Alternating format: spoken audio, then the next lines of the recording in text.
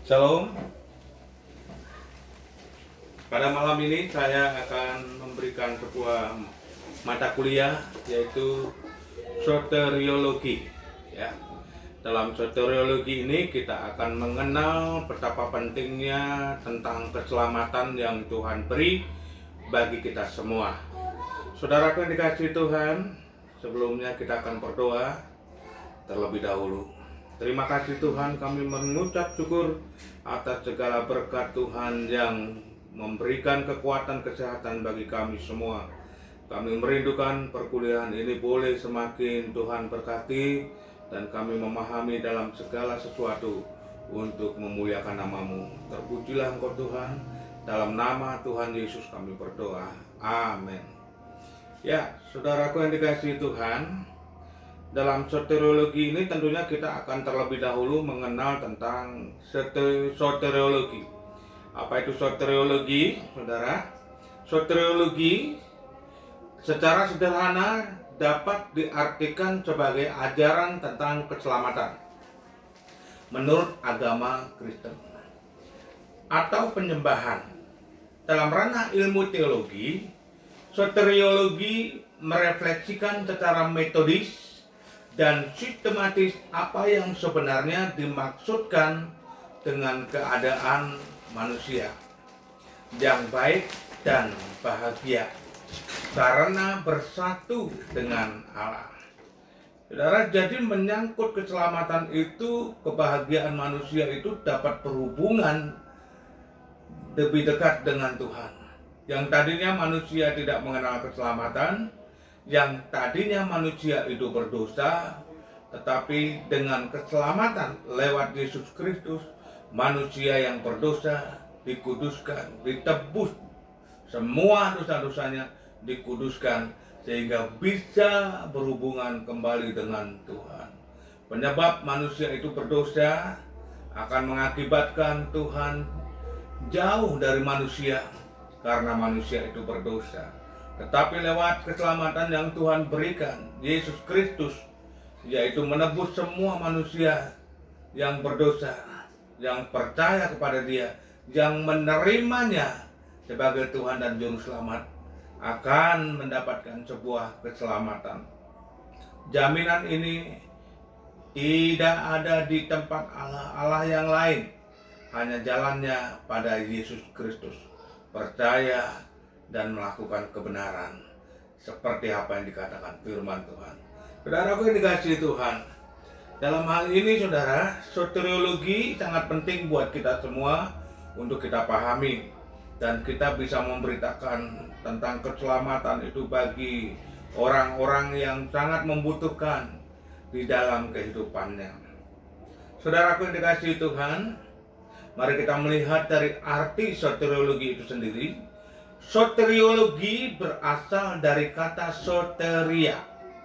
Soteria yang artinya adalah keselamatan. Yang artinya adalah keselamatan. Dengan kata lain, soteriologi adalah cabang ilmu teologi yang membahas ajaran tentang keselamatan di dalam tradisi teologi Kristen. Pengertian lain dari soteriologi mengikuti kasih dan anugerah Tuhan saja. Nah, saudara, kenapa bisa dikatakan dengan pengertian lain dari soteriologi hanya mengikuti kasih dan hanya anugerah Tuhan saja? Karena kita tahu bahwa tanpa anugerah Tuhan, manusia tidak akan mengenal Yesus. Tanpa kemurahan Tuhan, tanpa kasih Kristus, manusia tidak akan bisa sampai kepada Yesus. Karena itu, dengan kasih Yesus dan anugerahnya Tuhan yang luar biasa, manusia bisa mengenal Tuhan. Saudara yang dikasihi Tuhan, kita akan lanjutkan bersama-sama saudara. Nah, dalam soteriologi dalam Alkitab sekarang. Soteriologi dalam Alkitab itu terbagi dalam dua bagian yang perlu kita mengerti. Dalam soteriologi pertama adalah soteriologi dalam Perjanjian Lama. Saudara, soteriologi dalam Perjanjian Lama ini adalah keadaan manusia yang selamat, itu disebut keadaan yang damai sejahtera, atau yang bisa dikatakan sebagai kata shalom, damai sejahtera. Nah, keadaan shalom ini mengucapkan segala sesuatu, bahkan mencakup segala sesuatu yang berupa kebahagiaan manusia seluruhnya dan seutuhnya, baik rohani maupun jasmani. Nah, saudara, dalam arti yang begitu luasnya, shalom merupakan pemberian dari Tuhan. Shalom merupakan anugerah Tuhan. Nah, ini sebagai damai sejahtera yang Tuhan berikan bagi kita orang percaya, khususnya sebagai hasil dari tindakan Tuhan yang membebaskan manusia dari bahaya apapun. Saudara, bahaya apapun, membebaskan manusia dari bahaya apapun. Tindakan Tuhan yang memberikan keselamatan itu dapat terlihat dari teks-teks tertua yang membicarakan karya Tuhan atas Israel. Saudara, karya Tuhan begitu banyak atas Israel kalau kita melihat dalam Perjanjian Lama. Begitu sayangnya Tuhan dengan kasih-Nya kepada bangsa Israel. Dia dibebaskan dari segala penderitaan. Pada waktu bangsa Israel berada di penjajahan tanah Mesir, mereka sudah sangat menderita. Mereka sudah mengeluh. Mereka sudah banyak yang menangis, saudara. Namun dengan seruan mereka, dengan kejujuran mereka mengatakan kepada Tuhan, maka bangsa Israel, doa-doa mereka didengar oleh Tuhan Yesus. Oleh karena itu Tuhan ketika mendengar bangsa Israel ini menjerit dan berseru, Tuhan mencari Musa. Tuhan memanggil Musa dengan tujuan supaya Musa dipakai Tuhan untuk menyelamatkan bangsa Israel dari penderitaan, dari mara bahaya, dari siksaan, dari segala sesuatu yang tidak nyaman. Disitulah Tuhan pakai rencananya untuk menyelamatkan bangsa Israel. Nah, saudaraku, sehingga bangsa Israel ini keluar dari Mesir pun, dia juga disediakan tempat yang namanya Kanaan. Walaupun dia harus menderita sekian lamanya, yang seharusnya bisa ditempuh 40 hari untuk menuju ke tanah Kanaan. Tetapi karena kebebalan, kedegilan hati bangsa Israel, karena ketidaktaatan bangsa Israel, membuat bangsa Israel semakin menderita. Saudara, inilah segala sesuatu yang direncanakan Tuhan untuk menebus bangsa Israel keluar dari Mesir. Nah, saudaraku yang dikasihi Tuhan, tindakan Tuhan yang memberikan keselamatan ini dapat terlihat dari teks-teks tertua yang membicarakan tentang karya Tuhan atas Israel.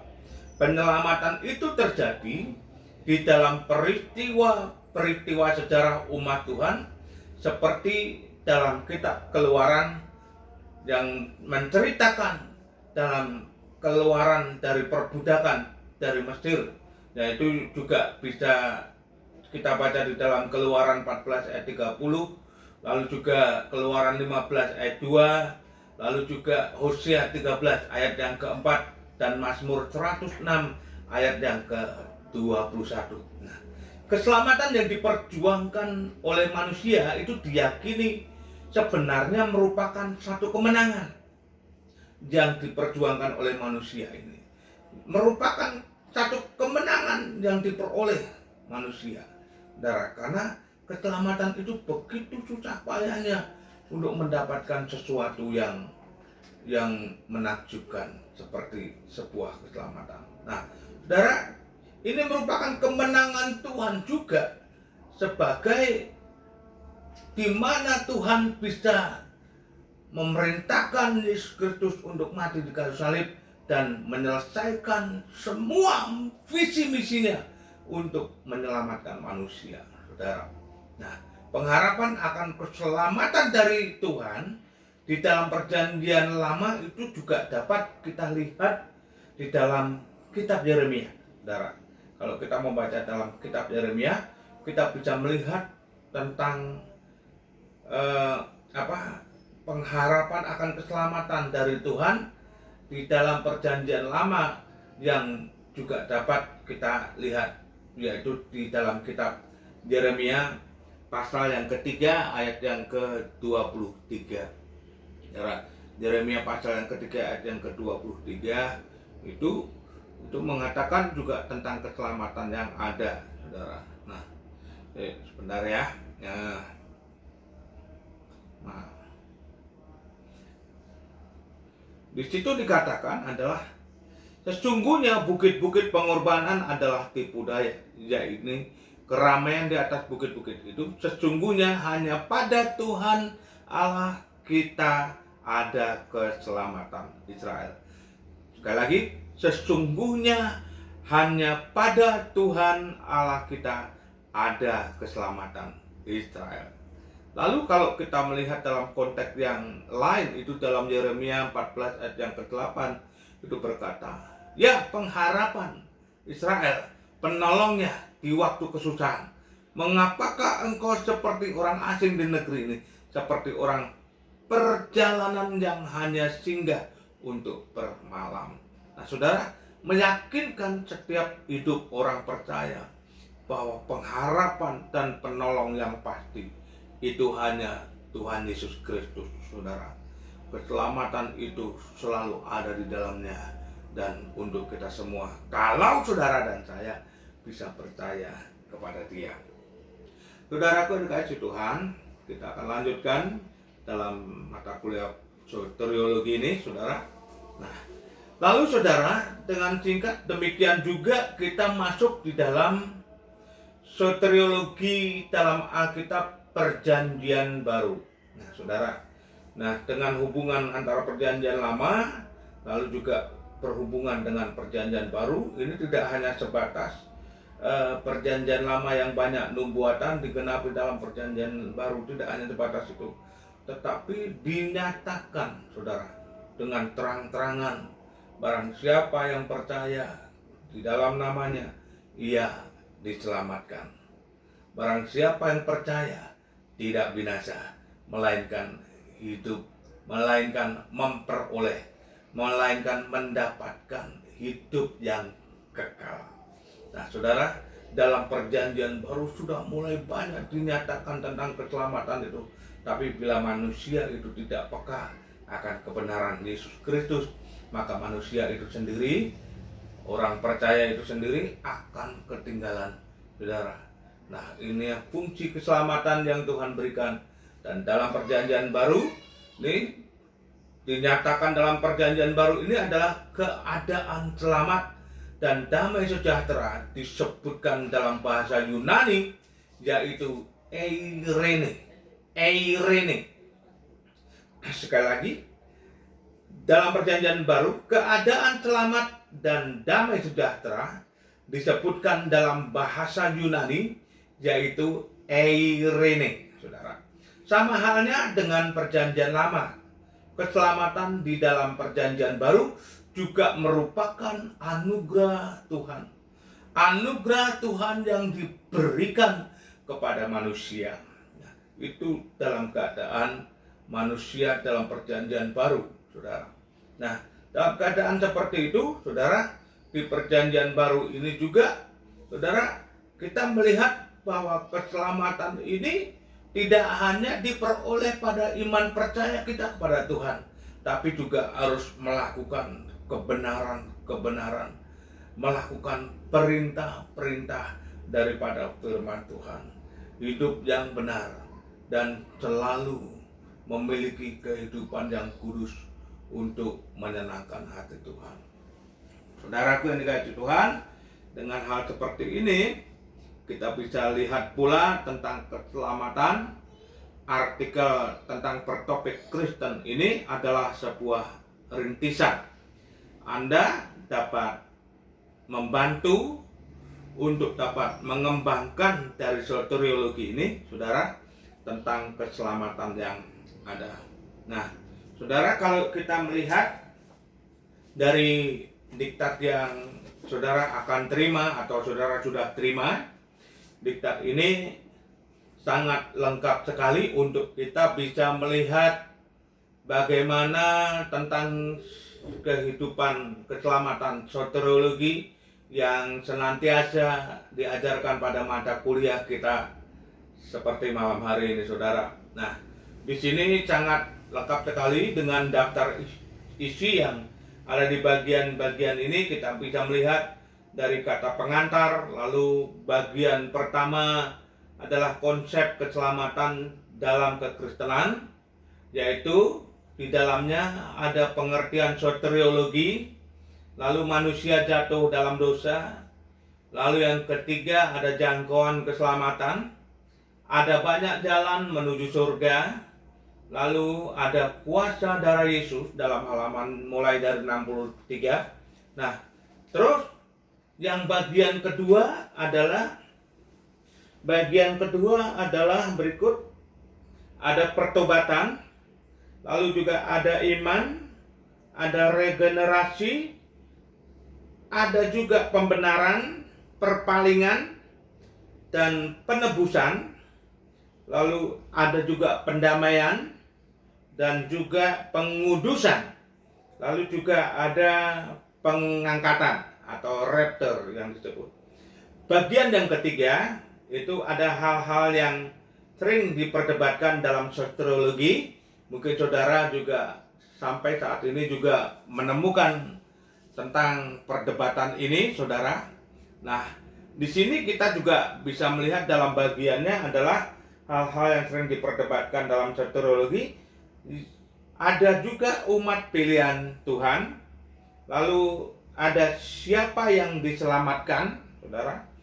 Keselamatan, lalu ada keselamatan dapat hilang atau tidak.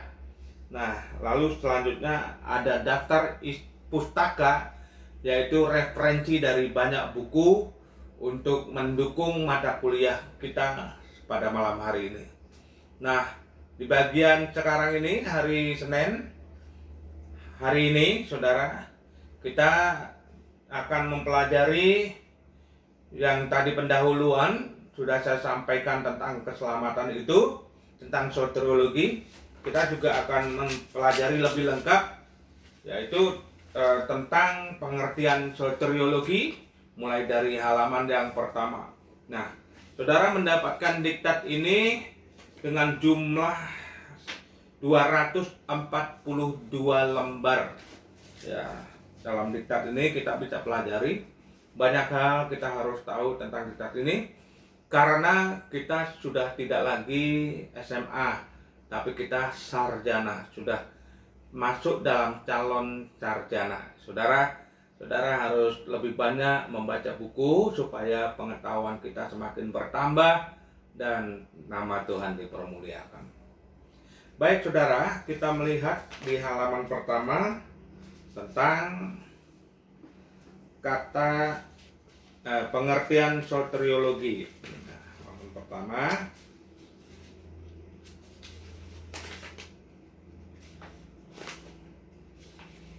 Ya.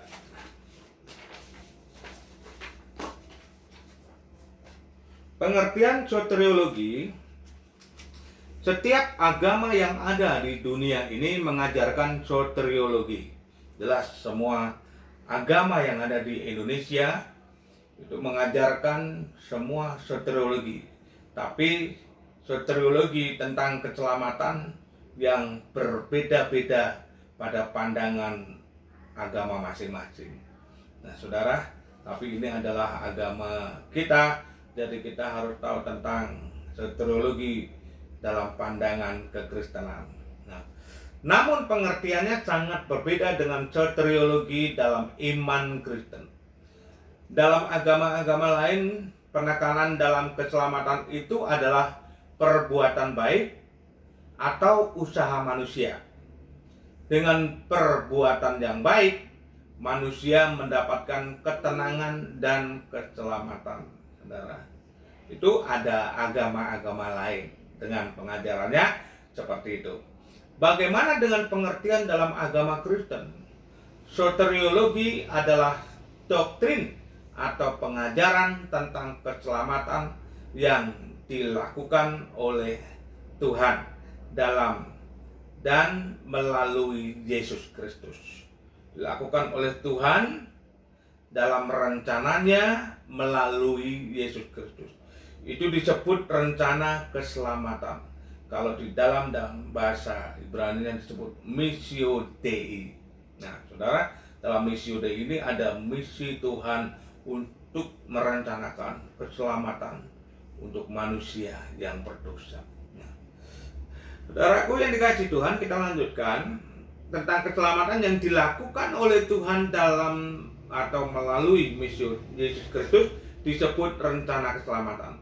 Karena segala sesuatu yang berkaitan dengan karya keselamatan sudah dirancang bahkan ditetapkan oleh Tuhan juga sebelum manusia diciptakan. Rencana dan keputusan Tuhan untuk mengutus Yesus sebagai penebus dosa sudah dibuat Tuhan sebelum dunia dijadikan. Dalam 1 Petrus 1 ayat 20 hingga sampai 21 mengatakan, Ia telah dipilih sebelum dunia dijadikan. Tetapi karena kamu baru menyatakan dirinya pada zaman akhir, oleh Dialah kamu percaya kepada Tuhan yang membangkitkan Dia dari antara orang mati dan yang telah memuliakannya, sehingga imanmu dan pengharapanmu tertuju kepada Tuhan. 1 Petrus 1 ayat 20 hingga 21. Disebutkan bahwa penerapan keselamatan karena rencana dan ketetapan Tuhan tersebut direalisasikan melalui pengorbanan Yesus di kayu salib. Pengorbanan Yesus memungkinkan adanya penebusan orang-orang berdosa. Dalam 1 Petrus 1 ayat 18-19 dikatakan, sebab kamu tahu bahwa kamu telah ditebus dari cara hidupmu yang sia-sia, yang kamu warisi dari nenek moyangmu, itu bukan dengan barang yang fana, bukan pula dengan perak dan emas, melainkan dengan darah yang mahal, yaitu darah Kristus yang sama seperti darah anak domba yang tak bernoda dan bercacat. Dalam 1 Petrus ayat pasal 1 ayat 18 sampai 19. Penerapan keselamatan ini direalisasikan melalui panggilan efektif orang-orang berdosa untuk menerima anugerah keselamatan melalui pewartaan Injil, sebagaimana yang dinyatakan Yesus dalam amanat agungnya dalam Matius 28 ayat 19 sampai yang ke-20. Ada beberapa istilah yang berhubungan dengan keselamatan, baik dalam perjanjian lama maupun perjanjian baru. Hal ini sangat penting supaya dapat mengerti dan memahami konsep keselamatan yang sebenarnya dalam iman Kristen. Pada halaman yang kedua, kita melihat dalam beberapa hal soteriologi tambahan dari perjanjian lama. Pertama adalah dari bahasa Ibrani yang disebut tesut. Tesut yang berarti adalah aman dan stabil. Itu tesut. Nah, dalam bahasa Inggrisnya itu bisa dikatakan safety atau security, aman dan stabil ya. Juga berarti easy. Nah, dalam easy itu artinya kelegaan, kesejahteraan, tenang, bebas, dan tidak terikat. Kata ini disebut sebanyak 64 kali. Kejadian 48 ayat 18 tentang keselamatan, 14:13 tentang keselamatan, dan berikutnya. Terus Nanti saudara akan bisa melihat selanjutnya di dalam buku diktat yang saudara bawa ya. Nah, penyelamatan, keselamatan, pertolongan, kemenangan dalam terjemahan bahasa Inggris semua memakai salvation ya. Itu yang berhubungan dengan kasih. Keselamatan timbul melalui kasih agar orang yang mendapatkannya merasa aman, lega, dan stabil. Nah, sekarang dalam perjanjian lama yang kedua itu disebut Yesah. Nah saudara, Yesah dalam Ibrani itu sama dengan kata kerja dalam bahasa Inggris itu disebut give, safety saudara, dan AC yang dipakai 13 kali dalam perkataan di perjanjian lama.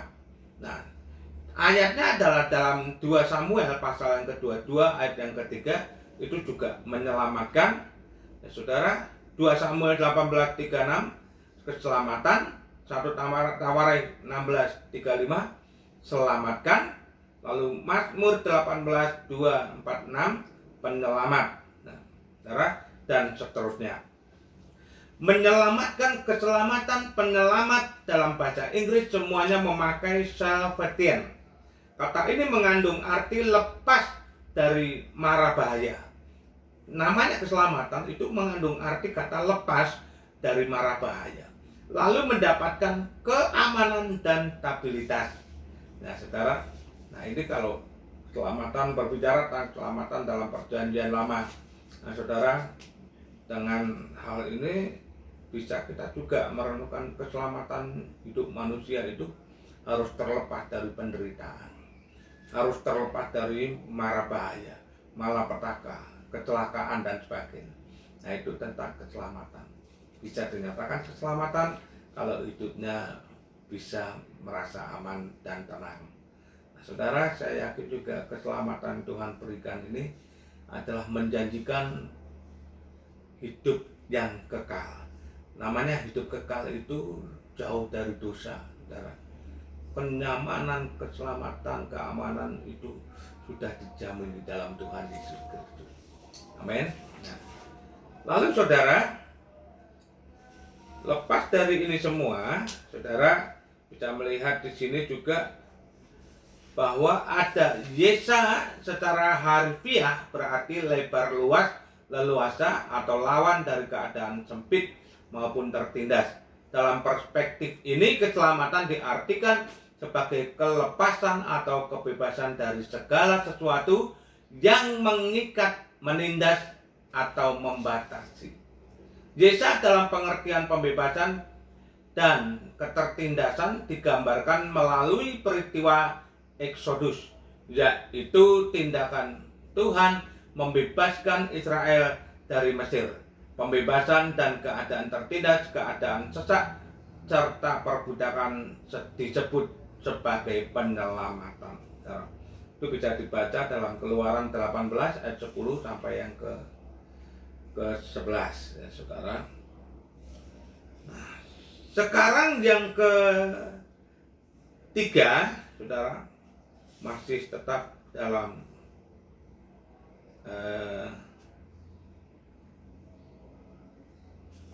kita masih tetap dalam kategori perjanjian lama. Yang ketiga adalah dalam bahasa Ibrani disebut Mosaud. Nah, Mosaud ini juga sama seperti dalam bahasa Inggris dikatakan seperti deliverance ya. Mazmur 68 ayat 20 itu mengatakan tentang keselamatan yang menyatakan bahwa lepas dari maut, sebab kuasa dan kelimpahan Tuhan melaksanakan segala penyelamatan sehingga dalam segala hal dapat diselamatkan. Dan yang keempat itu ada Tesuah ya, berarti sama dengan safety dan AC ya. Lalu saudara, kelima ada Shalom ya, itu juga dikatakan dalam bahasa Ibrani-nya disebut menyejajarkan kata ini dengan kata salam atau Arab, dan atau bahasa Arabnya seperti itu ya, dan dan selamat atau Indonesia.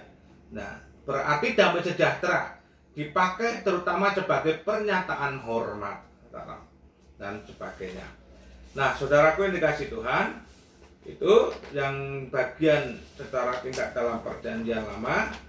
Nah, kita juga akan melihat di dalam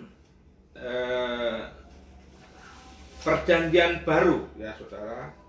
Dalam perjanjian baru, kita lihat di sini dalam diktat kita, pertama ada soteria. Kata ini ditulis 39 kali dalam perjanjian baru. Soteria berarti penyelamatan, pemeliharaan, dan pembebasan dari penindasan. Nah, saudaraku, dalam bahasa Inggris juga sama disebut dengan safety, soundness, yang berarti tanpa ada cacat atau celah sama sekali. Artinya sehat, setia, perkasa, dan benar. Nah, atau yang disebut dalam Salvation Deliverance itu yang berarti hal-hal yang menyelamatkan atau keselamatan. Ada beberapa ayat yang menyebutkan kata ini, yaitu soteria, yaitu Lukas 1 ayat 69, ayat 77, pasal 19 ayat 9, Yohanes 4 ayat 22, dan sebagainya. Arti kata ini menyatakan anugerah supaya orang-orang yang sedang mengalami penderitaan mendapatkan keselamatan, juga dapat berhubungan dengan Tuhan secara normal. Kedua, soterion itu dalam bahasa Inggrisnya safety soundness dalam Titus 2 ayat 11. Nah, Titus 2 ayat 11 artinya menyelamatkan, orang yang bertugas menyelamatkan. Pemakaian kata ini dapat dilihat dalam Titus 2 ayat yang ke-11. Ketiga, saudara, soter merupakan kata benda yang berarti juru selamat, pembebas, atau pemelihara. Lalu kata soterion, soter berasal dari kata sojo yang berarti menyelamatkan, membebaskan, dan mengamankan, melestarikan, dan menyembuhkan. Arti yang lebih luas lagi dari kata ini adalah dapat dibagi dalam dua bagian. Dapat berarti menyelamatkan dari penderitaan sakit penyakit. Lalu yang kedua dapat berarti memelihara atau melindungi dari bahaya dan kebinasaan. Keempat, itu juga disebut Irene. Irene, kata ini merupakan terjemahan dari kata Shalom dalam terjemahan Septuaginta, ya, Septuaginta. Oleh karena itu, pemakaian dalam hal ini, pemakaian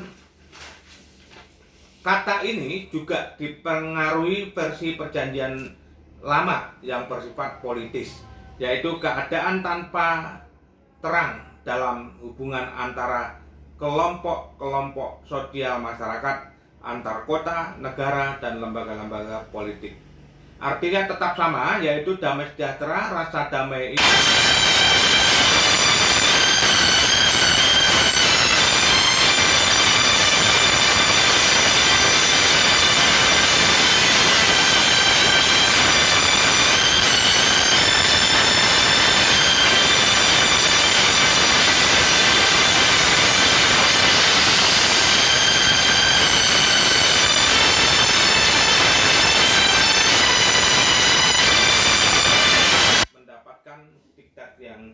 yang akan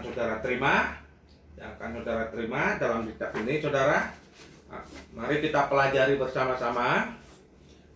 Jangan sampai tidak dibaca, karena saudara kalau nggak baca, saudara nggak akan bertambah dalam pengetahuan, dan bimbingan yang lewat media ini sangat terbatas.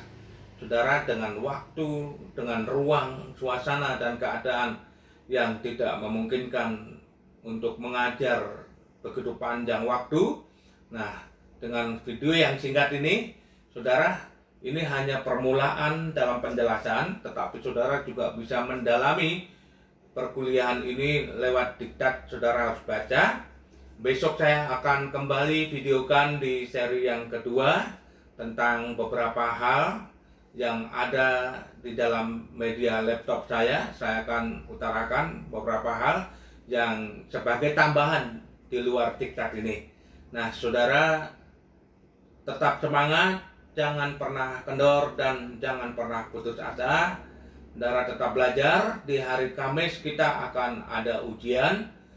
Saya akan memberikan soal-soal untuk hari Kamis supaya saudara bisa menerima nilai dengan baik pada waktu pembagian transkrip nilai. Pertemuan kita hanya pertemuan yang senantiasa bersifat kuliah padat. Mari saudara manfaatkan waktu ini dan Tuhan memberkati kita semua. Sampai besok kita bisa berjumpa dalam media video. Tuhan memberkati. Amin.